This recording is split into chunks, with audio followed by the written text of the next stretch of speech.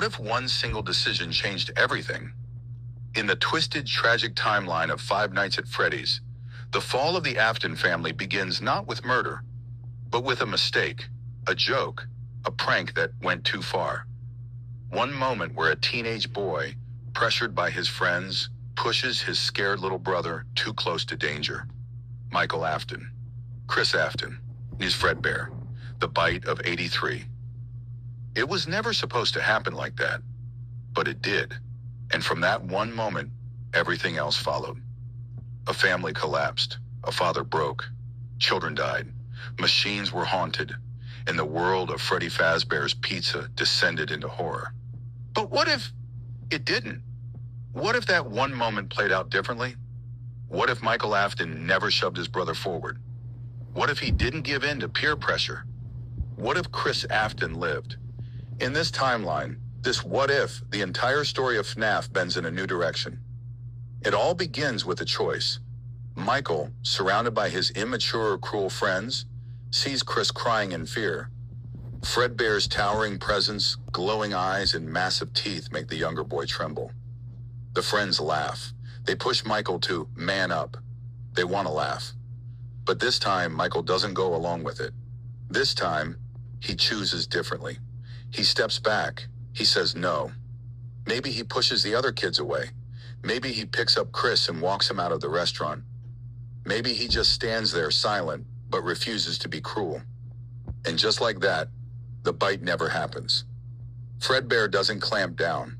Chris doesn't suffer brain damage. He doesn't die. There's no trauma, no coma, no gravestone. Just a moment that passed. A moment that could have been tragedy, but wasn't. And that one act of mercy, it changes everything. Michael doesn't carry the weight of guilt. He doesn't become bitter and numb. He doesn't isolate himself. He doesn't turn inward, trying to fix something he broke years ago. Instead, he grows. He becomes a real older brother. Not perfect, not always patient, but caring. Present, protective. He spends more time with Chris, not to scare him, not to prank him, but to understand him, to connect. They start playing games in their room again. They make stories about Freddy and the gang. In their imagination, the animatronics aren't monsters. They're heroes, adventurers, friends. Chris still gets nervous sometimes, but now Michael's there. He helps him through the fear. He never makes fun of it. And over time, Chris starts to feel safe. Michael becomes a kind of anchor in the chaos of the Afton home. Because even though Chris didn't die, the family still isn't perfect. William Afton is still cold, still distracted, still working too late, still hiding something. But he's not broken. Because in this timeline, he didn't lose his son. And that changes William entirely. In the original story, Chris's death is what sends William spiraling. He hides it at first, keeps up appearances. But something inside him snaps. The loss fuels an obsession with life, with death, with undoing death. He begins experimenting, creating, destroying. And that's how the purple guy is born. But here, there's no death to grieve, no guilt, no obsession to escape the finality of loss. William remains focused on his work, but he doesn't go off the deep end. He stays calculated. He's still hiding secrets, still building strange animatronics, but not out of desperation. He never starts experimenting with Remnant. He never tries to fuse souls to machines. He never builds Circus Baby with a hidden claw designed to trap and kill. Not yet anyway, because obsession never took root. And that ripple effect spreads to Elizabeth Afton too. In the original timeline, she's drawn to Circus Baby. Obsessed, she sneaks into the restricted area alone, and the animatronic, built by her father, ends her life. But in this world, Elizabeth isn't isolated. She's not wandering around alone in a facility no child should ever be in, because her brothers are there, especially Michael. They watch her. Maybe they catch her sneaking off. Maybe they follow her and pull her back. Maybe they convince her to stay away. Or maybe all three siblings go into the lower facility together, unaware of what waits below. Whatever the path, Elizabeth doesn't die. And once again, a tragedy is avoided. From here, the Afton kids begin to notice more and more. Animatronics that move when they shouldn't. Rooms that seem off. Blueprints left unlocked. Whispers in the dark. They investigate. They grow older. They grow smarter. Michael and Chris, once brothers drifting apart, now move as one. They begin to uncover the truth, slowly at first, then faster. They dig up recordings, voice logs, schematics.